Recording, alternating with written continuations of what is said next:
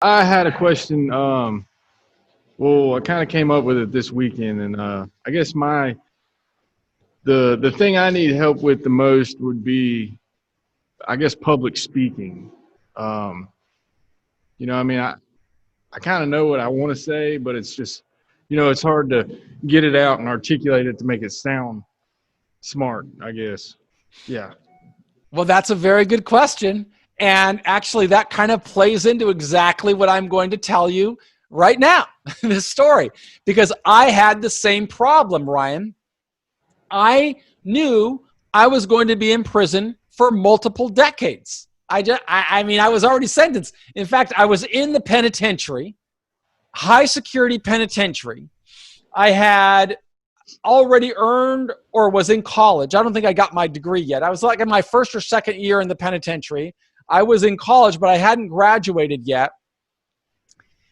And I knew that there were a lot of things that I had to learn. And public speaking, I thought, was going to be really important because in prison, we don't do that. In fact, there were rules in high security penitentiaries. Have you ever been in prison, Ryan, or just in jail? Yeah, I've been to prison.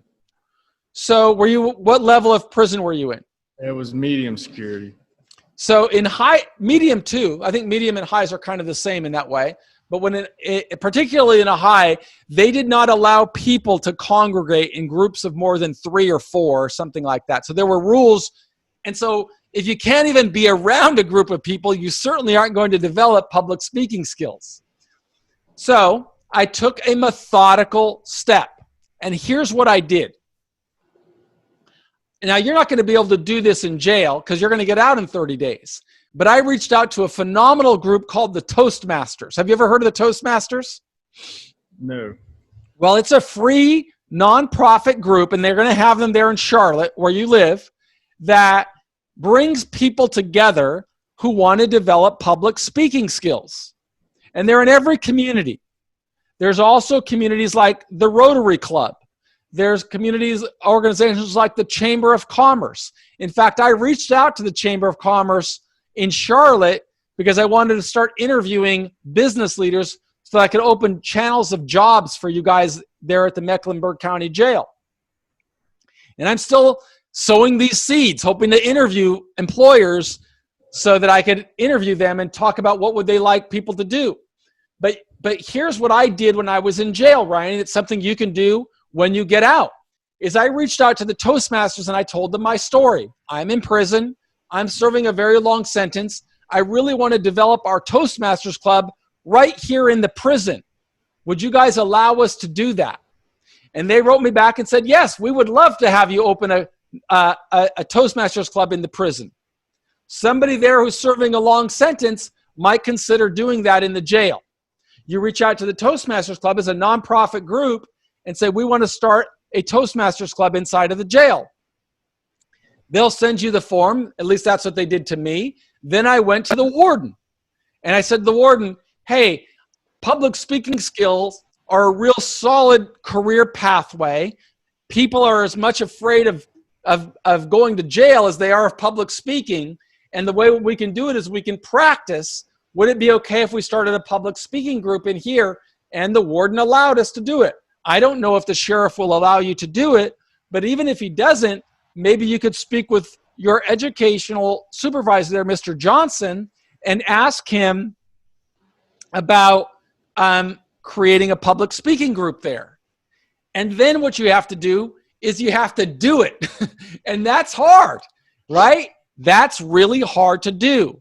So you might say, okay, here's 10 guys. Let's do an accountability metric here where I want to find 10 people who want to develop public speaking skills, and you're going to come up with 10 topics. And those topics are going to be, we need to create a 5-minute speech on a specific topic. So one topic might be, what can we do to solve some of the social injustice problems in the country? That's a topic.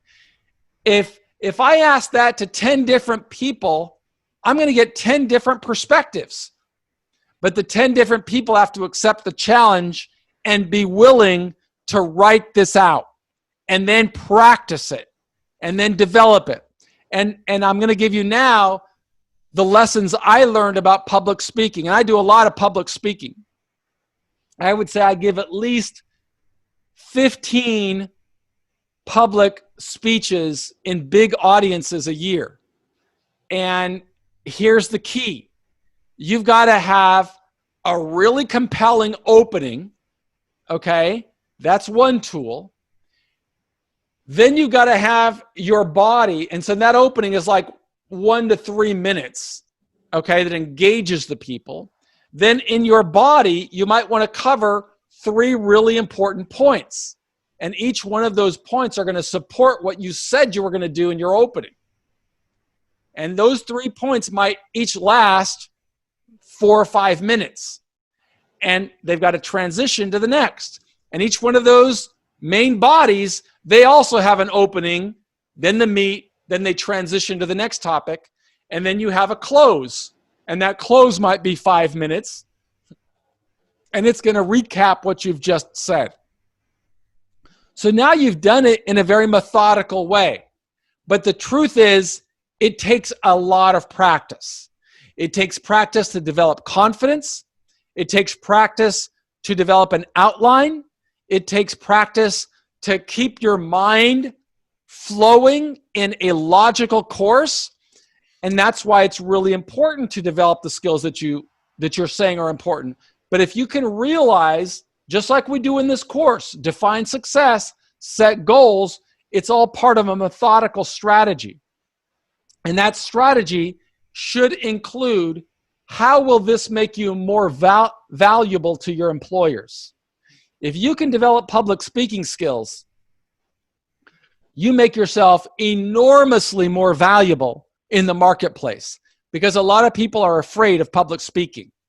You can become a corporate trainer like Weldon Long. You can become a teacher like Tulio Cardozo. All of these people are in the course. You can become more successful as a business owner, because if you can train your mind to think in sentences and paragraphs, you differentiate yourself from people who don't know how to do it. But it doesn't happen by accident. You got to pursue a very methodical path.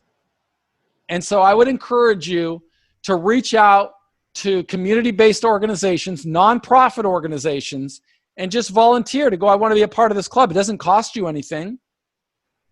But don't just go there and be a fly on the wall. You guys got to go there and do it. You know, that takes courage. And that's how I learned. I started a Toastmasters group inside of the penitentiary in Atlanta, Georgia. And we had 60 or 70 active members. And every week we would go there, and there would be some people that practice what were called extemporaneous speeches, meaning you're going to speak for 3 to 5 minutes on a specific topic. And then some people who created prepared speeches, and those might be 10 to 12 minutes long, but you got to prepare them. So the more you do, the more skillful you become. But I really, really encourage you to find those types of groups and use an accountability metric to help you. Alrighty, thank you. Thank you.